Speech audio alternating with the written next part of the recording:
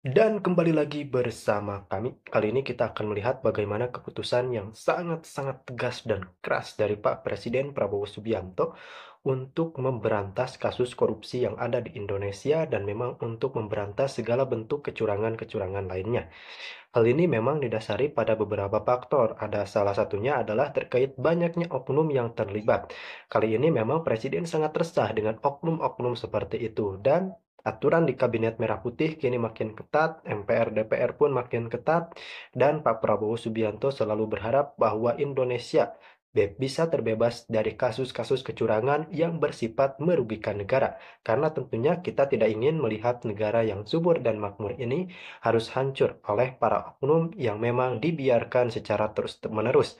Dan Pak Presiden Prabowo yang memiliki background militer tentu saja tidak ingin melihat ada kekacauan di negeri yang beliau pimpin. Bahkan Pak Presiden Prabowo Subianto menemui jalan terjal untuk menjadi Presiden Republik Indonesia. Hasto Kristianto, Rocky Gerung, dan Said Didu yang dengan lantang menyuarakan kritik terhadap Jokowi.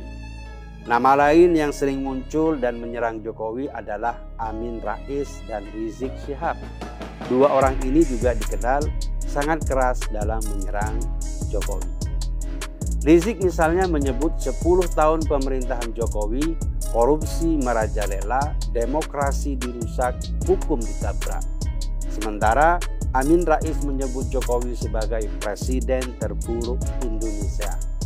Orang-orang ini terus saja mencaci Jokowi dan keluarganya dengan segala macam tuduhan yang diulang-ulang. Padahal pemerintahan Indonesia saat ini sudah berpindah tangan kepada Prabowo Subianto yang menjabat sebagai presiden sejak 2024. Tapi mengapa para pengkritik itu masih terus memfokuskan serangan mereka pada Jokowi, padahal tidak lagi menjabat sebagai presiden? Harapan para penyerang Jokowi itu mungkin untuk merusak kemesraan Prabowo-Jokowi dan menceraikan kedekatan mereka berdua, seakan mereka peduli dan mendukung Prabowo dengan cara memutus kaitannya dengan Jokowi. Mereka menganggap Jokowi sebagai beban buat Prabowo, tapi harapan para penyerang Jokowi ini sebenarnya ilusi dan halu. Prabowo berkali-kali menegaskan dia menyatu dengan Jokowi dan itu adalah wujud rekonsiliasi dan persatuan nasional.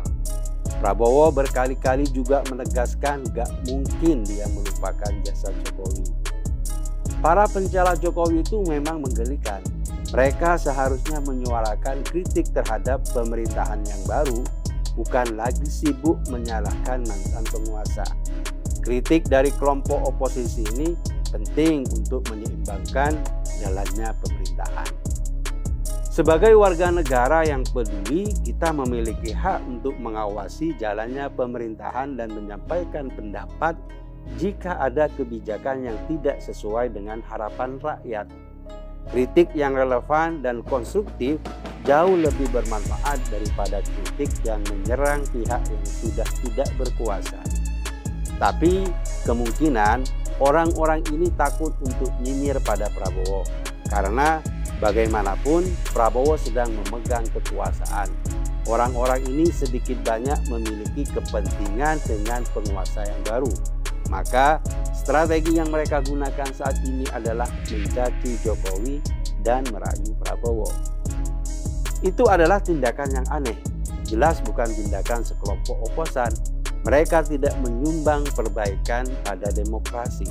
Pada titik ini, pemikiran Cak Nur atau Nurholis Majid tentang peran oposisi dalam demokrasi menjadi sangat relevan. Cak Nur, seorang cendekiawan dan pemikir Islam yang dihormati, sering menekankan bahwa oposisi memiliki peran yang sangat vital dalam menjaga demokrasi. Dalam sistem demokrasi yang sehat, oposisi bukan hanya sekedar pihak yang menentang pemerintahan, tetapi juga memiliki tanggung jawab untuk mengawasi jalannya pemerintahan dan memberikan masukan yang konstruktif. Menurut Cak Nur, tanpa oposisi yang efektif, pemerintahan bisa kehilangan arah dan mudah jatuh dalam praktek-praktek otoritarianisme. Cak Nur percaya bahwa oposisi bukanlah kekuatan yang hanya berfungsi untuk mengkritik tanpa solusi, tetapi lebih kepada pihak yang membantu memperbaiki kebijakan pemerintah. Dalam demokrasi, tugas oposisi adalah memastikan kebijakan yang diambil oleh pemerintah tidak merugikan rakyat dan tetap berpihak pada kepentingan umum. Oposisi yang baik harus bisa memberikan kritik yang membangun dan juga menawarkan alternatif solusi, bukan hanya berfokus pada kesalahan pemerintah tanpa memberikan arah perbaikan. Kembali pada situasi di Indonesia saat ini dengan pemerintahan baru yang dipimpin oleh Prabowo Subianto.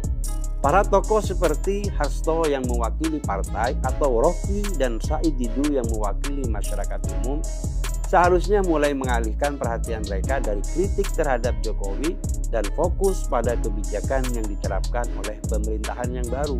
Mereka memiliki kesempatan besar untuk berperan sebagai oposan yang konstruktif dan tidak hanya mengkritik, tetapi juga memberikan solusi atas masalah yang dihadapi oleh negara.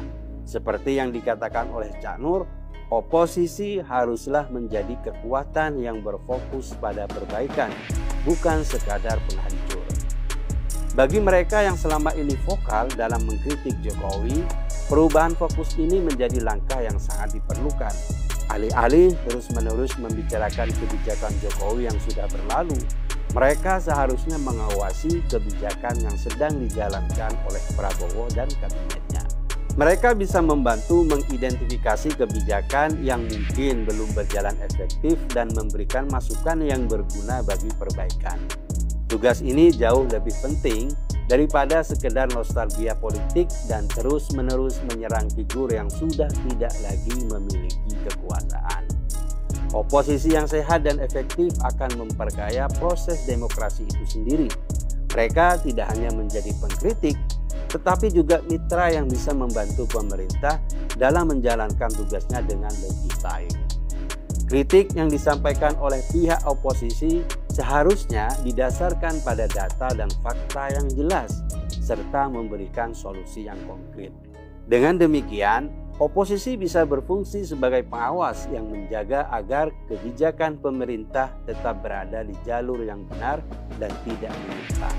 Dalam situasi seperti ini, oposisi yang konstruktif sangat dibutuhkan untuk memberikan kritik yang membangun dan mendukung upaya pemerintah dalam mewujudkan kesejahteraan rakyat. Bukan hanya mencaci maki tanpa dasar, tetapi menawarkan solusi yang realistis dan dapat diterima oleh banyak pihak. Demokrasi yang sejati akan sangat terganggu jika oposisi tidak berfungsi dengan baik. Oposisi yang terlalu sibuk dengan politik masa lalu akan membuat mereka kehilangan kesempatan untuk berkontribusi pada masa depan negara. Oleh karena itu, bagi orang seperti Hasto, Rocky, dan Said Didu, sudah saatnya mereka mulai fokus pada masa kini. Mereka harus memahami bahwa peran mereka sebagai oposisi kini harus